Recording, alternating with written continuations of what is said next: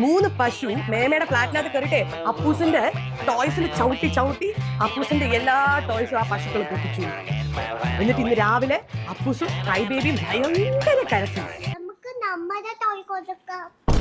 അപ്പൊ ആ പശുവിടെ കാര്യത്തിലൊരു തീരുമാനം. അങ്ങനെ പശുവിനെ വെറുതെ വിടാൻ പറ്റുമോ? 3 പശു. ഒരു പശുവിടെ പേരെന്താണെന്നറിയോ? എന്താ?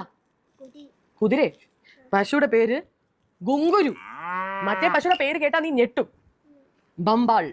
എന്താണ്? എന്നിട്ട് ഈ 3 പശുക്കളും കൂടി കേറി അപ്പൂസിന്റെ എല്ലാ എടുത്തിട്ട് ചവിട്ടി പൊട്ടിച്ചു. അപ്പൊ അപ്പൂസ് കരങ്ങി പശുവിടെ അടുത്ത് എന്റെ ചോയ്സ് പൊട്ടിക്കല്ലേ പ്ലീസ്.